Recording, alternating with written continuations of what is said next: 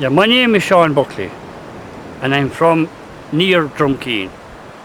My grandfather was involved with the Irish Volunteers. That's how I got my information, through third party.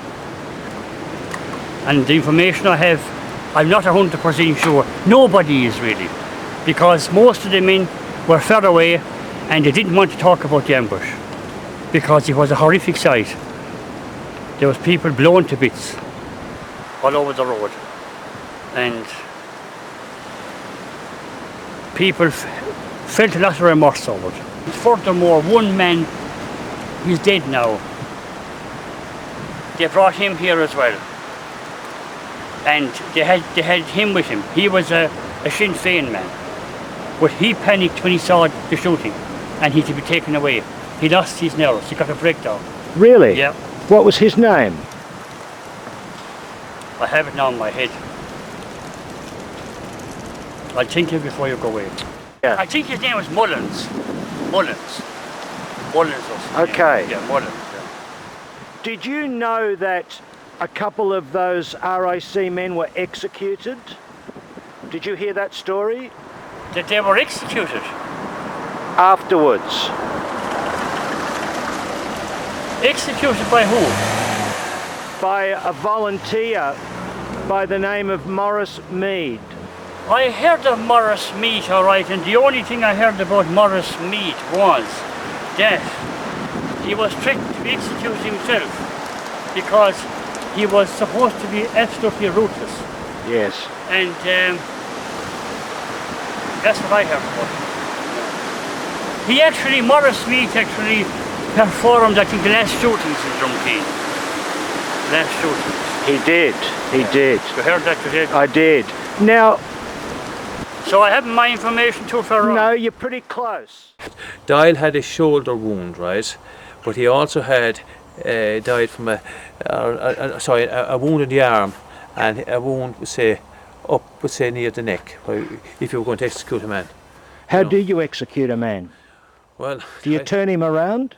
I think they were faced away from the execution. And did they kneel down, stand up? Standing up, I think. And just gun right to their head? To the neck, back of the neck, as far as I understand. Dang, that would be a horrible moment in time, wouldn't it? Yes, it was. Mead did not do a clean job on Adams. He was able to say that the shinner shot me and I had my hands up.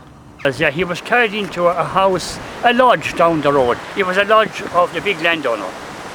And the woman of the house, she was a well-educated woman. I think they were originally school teachers. And she wrote a letter for him while he was wounded. He knew he was dying. And he asked her to send it to his mother when he was dead. And she done that. Who told you that story? I only heard that story about 2 years ago. Someone around here, some elderly person told me. Had the person there write a letter for him to send home. Have you ever heard that story? Well, I wouldn't. It's not totally without foundation. When Adams, who was in a dying condition, was moved into McCarthy's, now he made a statement both to Mrs. McCarthy and to Dr. Corby from Carrick-on-Dish, who came on the scene. Now, I do know that Mrs. McCarthy wrote to Adam's mother. She did send a letter, and there was an exchange of correspondence between the two of them. Do you view any sense of where that execution? I think now, from what I gather, speaking to David Reardon, right, who lives in McCarthy's house today, David said he was always told that was done up there. Now, I believe it was up there because in the witness account from the inquest, which was held the following week, one of the witnesses, who I believe to be either one of the Irwins or one of the Englishes, said they saw a man with a blue coat marching two policemen up the road, right, and the two policemen had their hands in the air.